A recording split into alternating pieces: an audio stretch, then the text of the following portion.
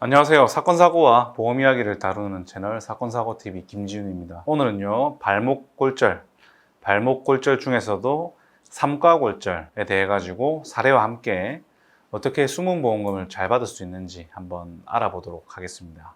발목의 삼가골절은요, 발목의 내과, 외과, 후과 이렇게 세 가지 과가 모두 골절된 경우로, 이렇게 골절이 삼가골절이 된 경우에는 발목 관절의 운동 제한이라든지 이런 후유장애를 남기기가 쉽습니다.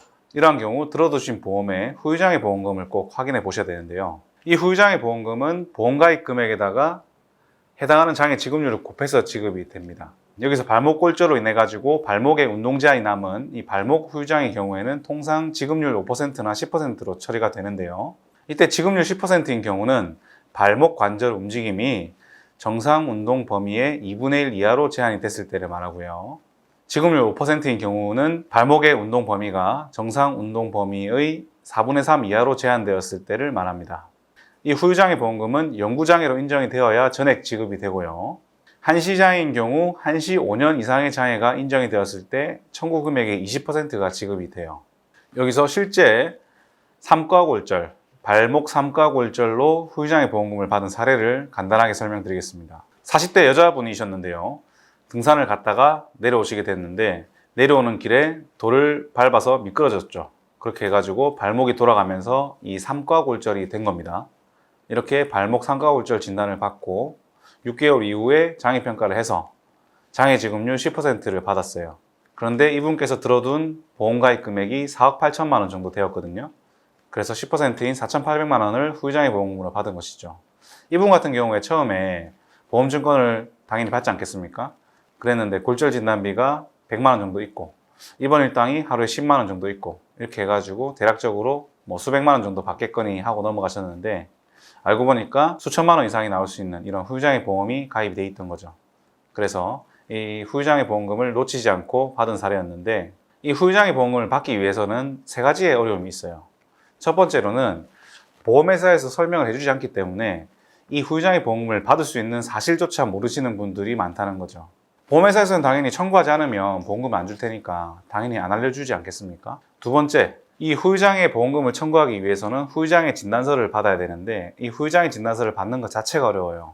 보통은 이 후유장애 진단서를 받기 위해서 주치의 선생님께 문의를 하겠죠. 선생님, 이 상태가 혹시 장애에 해당이 될까요? 했을 때 대부분의 주치의들은 이런 반응을 보일 겁니다. 그거는 장애 남지 않습니다 라고요. 그럴만도 하죠. 내가 치료하고 수술한 환자가 장애가 남았다고 한다는 거는 내가 치료를 올바르게 하지 않았나? 내가 치료를 바르게 하지 않았나? 이렇게 해석될 수도 있기 때문에 아무래도 소극적일 수밖에 없고요. 근데 그렇다고 방법이 없느냐? 그건 아니죠. 보험약관에 보시면 이 후유장애에 대해서는 해당과 전문의에게 평가를 받을 수 있다 이렇게 되어 있거든요. 그래서 이 발목 움직임에 대해서는 발목이면 뼈면은 정형외과지 않습니까? 이렇게 정형외과의 전문의에게 평가를 받거나, 아니면 이 발목 움직임은 운동이잖아요, 그죠? 재활의학과에서도 볼 수 있죠. 이렇게 정형외과나 재활의학과의 전문의에게 평가를 받으면 됩니다. 꼭 주치의가 아니더라도 받을 수 있고요. 가급적이면은 대학병원, 이렇게 큰 병원에서 받아야 추후에 보험사와의 분쟁에서 조금은 자유로울 수가 있죠. 만약에 좀 작은 병원, 개인 의원에서 장애 진단을 했다 이랬을 때 보험회사에서는 믿을 수 없다, 공신력이 떨어진다, 그래서 대학병원급으로 가서 다시 평가를 해보자 이렇게 나올 수가 있거든요.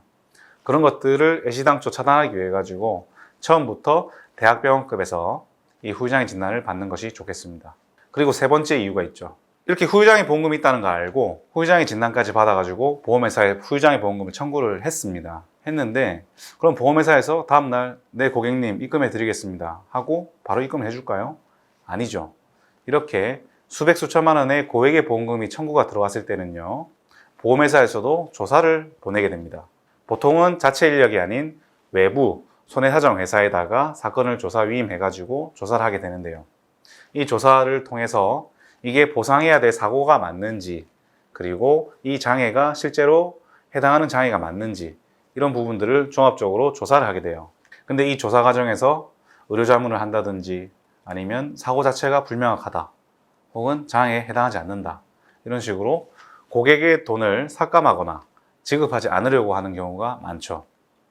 그런데 일반적인 개인이 이렇게 거대한 경험과 인력을 갖춘 보험사를 상대하는 것은 어려운 일이지 않겠습니까?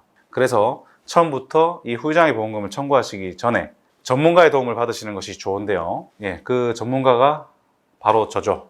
이렇게 살다가 발목골절, 상가골절 되신 분들이 계시면 처음부터 올바르게 준비를 할 수 있도록 제가 도움을 드릴 수 있으니까요. 수백 수천만 원 숨어있는 이 후유장애 보험금에 대해서 궁금하신 사항이 있으신 분들은 위 전화번호로 문자나 전화를 주십시오. 제가 상황에 맞게 자세하게 상담을 해드리도록 하겠습니다. 영상 끝까지 봐주셔서 대단히 감사드리고요. 영상이 도움이 되셨다면 좋아요, 구독, 알림 설정 하셔가지고 계속 무료로 사건, 사고와 보험 이야기 영상을 시청해 보세요. 감사합니다.